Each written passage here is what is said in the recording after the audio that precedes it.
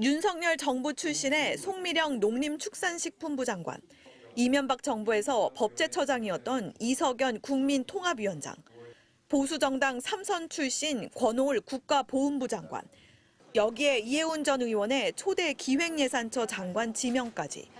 이 대통령의 파격적인 통합 인사에 대해 국민의힘은 대외적으로는 정치 쇼라는 평가를 내놨습니다. 그냥 뒤통수 치는 것 이상의 이하도 아무것도 아니고 양다리죠. 그러니까 이 부분에 있어서는 더 이상 용납하기 어렵다.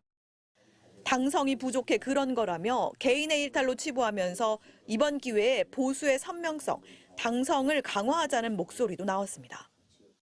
당성이 부족하거나 당에 대해서 해당 행위를 하는 인사들에 대해서 제대로 조치를 하지 못했기 때문에 이런 일들이 벌어진다고 생각합니다. 하지만 당내에선 위기감도 커지고 있습니다. 이재명 정부가 공세적 외연 확장으로 보수 진영의 기반을 흔들고 있는데 과연 당성 강화만으로 맞설 수 있겠냐는 겁니다. 윤석열의 그 비상계엄에 의해서 보수가 거의 괴멸됐는데 그것을 회복하거나 복구할 생각을 안 하고 그 장단에 맞춰서 또 더욱더 보수를 그 궁지로 몰아넣는 것은 아닌지. 성찰과 노선 변화를 촉구하는 주장도 잇따르고 있습니다. 박정화 의원은 한쪽은 자율주행차 만들면서 안전성 점검하며 고민하는데 다른 한쪽은 소달구지 염을 걱정하는 형국이라며 미래지향적 변화를 요구했고, 한 재선 의원은 국민의힘 단체 대화방에 신경질적인 반응으로 끝날 일이 아니라며 윤허개인을 넘어 좀 더 멀리 보는 계획이 필요하다고 적었습니다.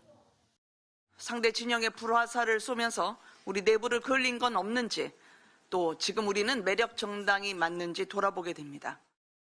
국민의힘 의원 20여 명이 만든 대안과 미래 모임은 내일 계엄에 대한 사과와 위로의 의미를 담은 군부대 방문에 나서는 등 앞으로 재창당 수준의 당의 혁신을 위해 뛰겠다고 밝혔습니다. MBC 뉴스 공윤선입니다.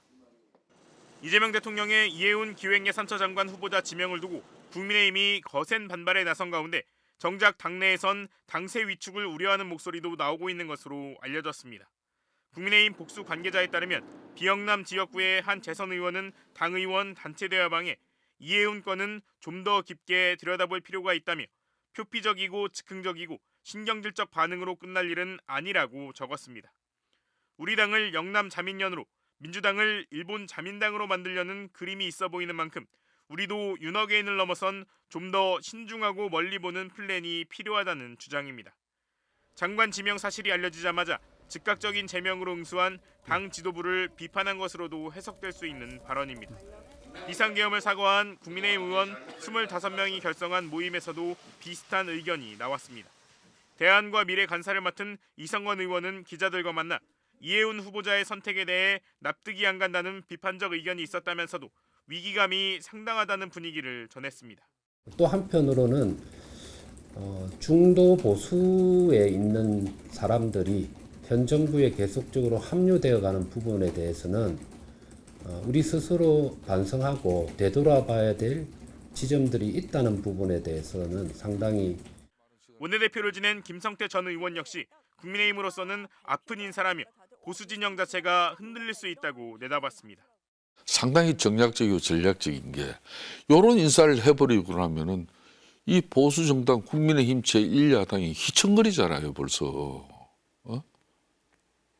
이러면은 가는 6.3 지방선거까지도 포석을 두고 이렇게 하는 인사, 보수 우파 지정을 막 흔들어가지고 지금 국민의힘은 완전 오른쪽 정당으로 만들어 버리려고 하는 그런 상당히 정략적인 의도가 있지 않나. 하지만 국민의힘 지도부에서는 이재명 정부의 부족한 정통성을 해결하려는 인사로 역풍이 불 것이라거나 장관직 같은 중요 인사로 장난을 치면 안 된다는 등 불쾌하다는 반응을 계속 나타내고 있습니다. 초대 기획예산처 장관 후보자로 이해훈 전 의원을 지명한 이재명 대통령의 선택은 정치권을 크게 흔들었습니다. 하루아침에 삼선 경력의 당협위원장을 제명하며 동지를 적으로 돌린 국민의힘은 개파를 막론하고 격앙된 분위기입니다. 이렇게 자기 이익을 위해서 이재명 정부에게 부역하게 되는 그런 자리에 응했다는 것은 말 그대로 우리 당과 또 국민들을 배신하는 그런 행위고, 개인적인 이 부도덕함이 정말 정점에 달했다고 보고 대통령이나 청와대에서 이걸 무슨 탕평책 이야기하는데 잘 아시지만 탕평 인사는 이렇게 하는 게 아닙니다. 그러나 보수 일각에선 국민의힘이 이번에 크게 허점을 찔렸다는 해석도 나옵니다. 대통령이 야당 인사를 주요 공직 후보자로 지명하며 통합적인 국정의 의지를 드러내는데 정작 야당은 국정에 참여했을 뿐인 이 후보자를 제명한 게 지나치다는 겁니다. 나는 건 너무 옹졸하지 않나 이렇게 생각을 해요.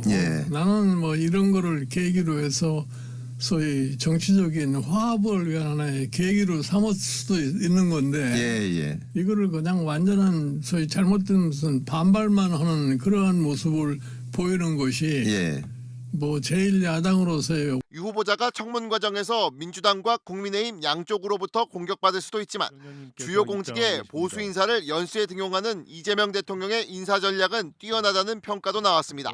이재명 대통령은 사실 엄청난 찬사를 받게 될 거고 가뜩이나 이념적으로나 지금 의석수로나 쪼그라들어 있는 국민의힘 같은 경우에는 어마어마한 타격을 입게 될 겁니다. 근데 저는 이런 식으로 보수 진영 인사들이 가져가는 거 전략적으로는 굉장히 뛰어난 일이라고 보거든요. 민주당에서는 대통령의 통합 인사를 평가하면서도 이 후보자의 내란 옹호 전력에 복잡한 속내도 내비치고 있습니다. 내란 청산이 주요 국정과제인 이재명 정부의 공직 후보자로선 논리적으로 맞지 않다는 고민입니다. 저는 청문회 때 윤석열 내란 사태에 대하여 우호적인 행동을 취한 것에 대해서는 국민 앞에 진솔한 사과가 있어야 할 거라고 생각합니다. 조국혁신당도 이 후보자 지명 발표 직후 윤석열에 대한 지금 입장이 뭐냐, 정부의 확장적 재정 기조에 동의하느냐고 질문하면서 이 답을 듣지 않고는 임명에 동의할 수 없다며 선을 그었습니다.